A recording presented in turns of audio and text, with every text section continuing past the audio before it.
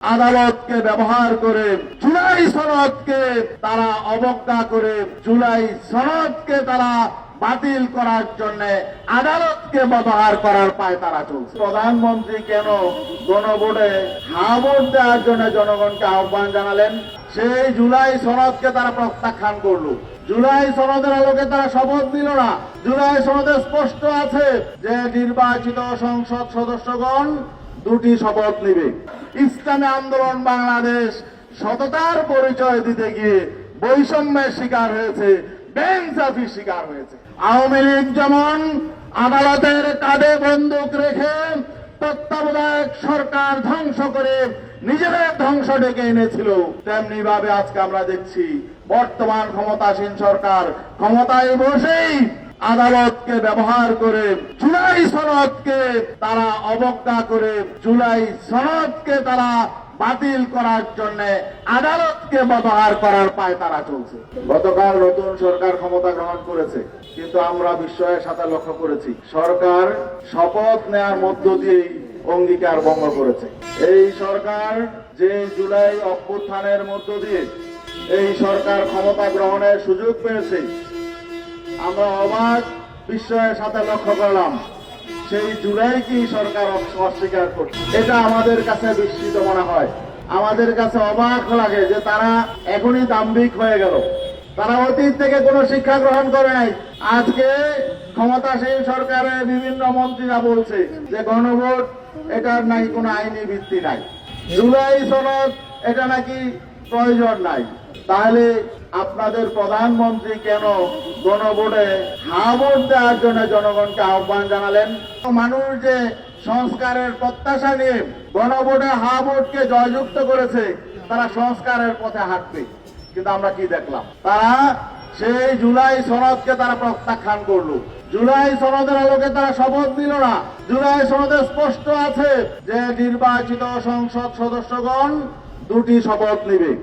একটি হলো parliament member হিসাবে, সংসদ সদস্য হিসাবে শপথ নেবে, আর একটি হলো সংবিধান সংস্কারের জন্য সংস্কার পরিষদের সদস্য হিসাবে তারা শপথ গ্রহণ করবে।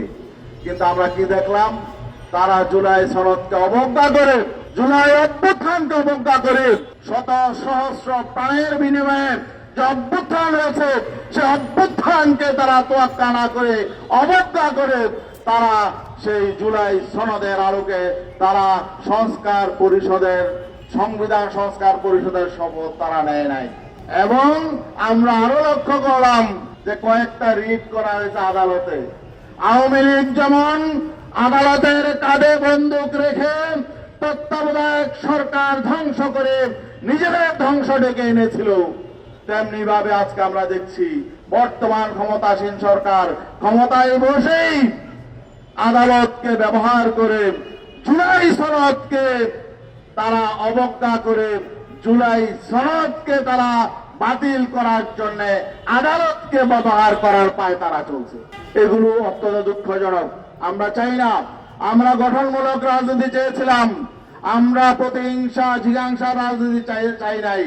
আমরা চেয়েছিলাম দেশটা সামনে অগ্রসর হবে এবং মানুষ যে সংস্কার চেয়েছিল সংস্কার অনুযায়ী দেশ চলবে, কিন্তু এই সরকার মনে হয় সংস্কারের পথে হাঁটবে না। তারা আসলে এই নির্বাচনে মানুষ ভোট দিতে পেরেছে ঠিক আছে, কিন্তু নির্বাচনটাও হয়েছে মেটিকুলাস ডিজাইনের আলোকে।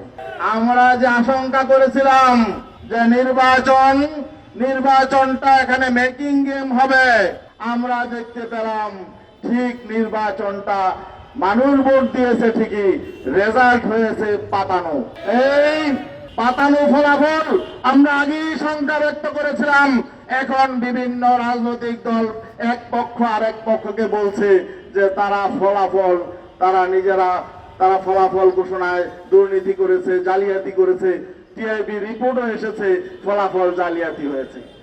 আসলে জালিয়াতি কিছুই হয় নাই, এগুলো পরিকল্পিত হয়েছে।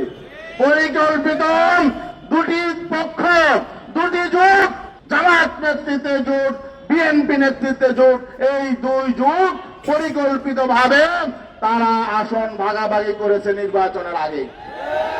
সেই পরিকল্পিত ফলাফল হয়েছে। আর ইসলামী আন্দোলন বাংলাদেশ সততার পরিচয় দিতে গিয়ে বৈষম্যের শিকার হয়েছে, বেইনসাফির শিকার হয়েছে।